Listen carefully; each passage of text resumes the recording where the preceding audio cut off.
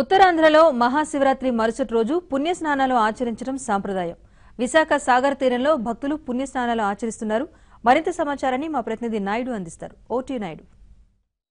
మహాశివరాత్రి సందర్భంగా విశాఖలో అన్ని ప్రాంతాల్లో కూడా గత నిన్నటి నుంచి కూడా శివరాత్రి ఏదైతే ఉందో జాగారం చేసి ఉపవాసం ఉండి దీక్ష చేసి తెల్లవారుజామున ఉత్తరాంధ్ర అన్ని ప్రాంతాల్లో కూడా మనం చూడొచ్చు. సో సముద్ర స్నానాలు ఆచరిస్తారు. ఈ ప్రాంతంలో ఉన్నటువంటి ఆచారం ఏదైతే రాత్రి పూర్తిగా జాగారం ఉండి అంటే కొంతమంది యోగ పద్ధతి ద్వారా కానీ మరి కొంతమంది ఏంటంటే ధ్యాన ముద్రలో ఉంటారు. సో ఒక్కొక్కరు ఒక్కొక్క విధానంలో ఆరాధ్యం చేస్తారు. రాత్రి శివుణ్ణి పూజించిన తర్వాత రాత్రి నుంచి తెల్లవారుజాము వరకు కూడా పూర్తిగా ఉపవాసంలో ఉన్న వాళ్ళంతా కూడా సముద్ర స్నానాలకు వస్తారు. ఇప్పుడు చాలా మంది మనం చూడొచ్చు విశాఖపట్నం ఈ పరిసర ప్రాంతాల్లో ఉన్న వాళ్ళంతా కూడా ప్రజలు ఈ సముద్ర స్నానాలకు వచ్చారు. ఇక్కడ కొంతమంది ఉన్నారు, వాళ్ళతో మాట్లాడదాం. సార్ చెప్పండి, మీరు సముద్ర స్నానం ఆచరించడానికి వచ్చారు. సో అంటే మహాశివరాత్రి రోజు ఉపవాసం ఉండి ఆ దీక్ష చేసి సముద్ర స్నానం ఆచరిస్తే మంచి జరుగుతుందనే ప్రధాన నమ్మకం. చాలా మంచి జరుగుతుందండి. ఈరోజు మనం శివుడికి అత్యంత ప్రీతమైనది గంగను కావాలనే ఆయన తల మీద పెట్టుకోలేదు. కారణం ఏంటంటే మీరు వెళ్ళి నా యొక్క భార్యను వెళ్ళి ప్రసన్న చేసుకుంటే నేను ఆశీర్దిస్తానని చెప్పి ఆయన అనుకోవడం ఈరోజు అందువల్లే మనము ఈ గంగాదేవి దగ్గరికి వస్తాము. మెయిన్ కారణం అది. తర్వాత ఆమె కానీ మనకు నిజంగా ఆశీస్సులు ఇస్తే శివుడు ఆటోమేటిక్గా మనల్ని బాగా. చెప్పండి, అంటే ఈరోజు ఉపవాసం ఉండి ఈ సముద్ర స్నానం ఆచరిస్తే ఖచ్చితంగా ఆ వ్రత ఫలమో లేకపోతే మహాశివరాత్రి ఆ ఫలం లభిస్తుందని నమ్మకం.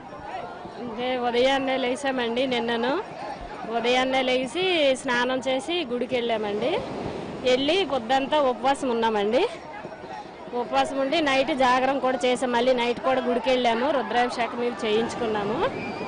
మళ్ళీ నైట్ జాగరం ఉండి ఇప్పుడు సముద్ర స్నానంకి వచ్చామండి. అందరికీ మంచి జరగాలని, కుటుంబంకి అందరికీ మంచి జరగాల, అందరికీ మనతో ఉన్న వాళ్ళందరికీ కూడా మంచి జరగాలని దేవుడిని ప్రార్థిస్తున్నాము. అదే శివునిపై నమ్మకం పెట్టుకొని. ప్రతి ఒక్కరు మనం చూడొచ్చు. ఇక్కడ మరి కొంతమంది ఉన్నారు. చెప్పండమ్మా, అంటే మహాశివరాత్రి రోజు ఖచ్చితంగా అంటే స్వామివారిని మహాశివుని పూజించిన తర్వాత ఉపవాస దీక్ష ఉండి ఉదయాన్నే సముద్ర స్నానం చేస్తే మంచిది అనేది, అంటే సముద్రం కానీ నదులు కానీ అనేది. మేము నిన్నటి నుంచి టెంపుల్కి వెళ్ళాము. మార్నింగ్ చాలా రష్గా ఉన్నాయి. అందరికీ శివుడు అంటే చాలా ఇష్టం. నాకు చాలా చాలా ఇష్టం.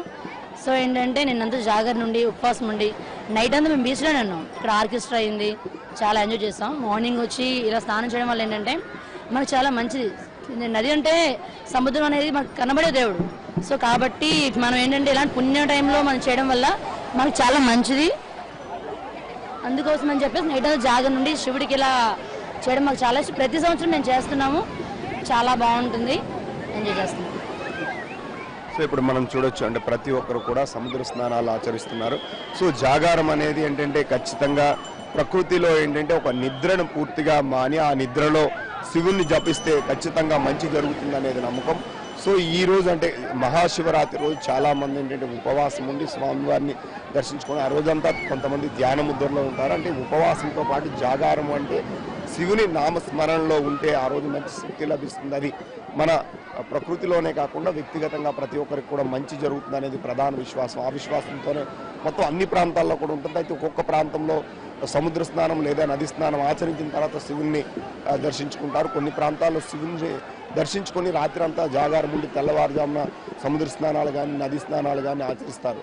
సో అదే పద్ధతి ఇప్పుడు విశాఖపట్నంలో అన్ని ప్రాంతాల్లో కూడా దాదాపు లక్షలాది మంది ప్రజలు ఈ సముద్ర స్నానాలు ఆచరించడానికి వస్తున్న పరిస్థితి అయితే కనిపిస్తుంది. వీడియో జర్నలిస్ట్ రాజశేఖర్తో నాయుడు, విశాఖపట్నం నుండి.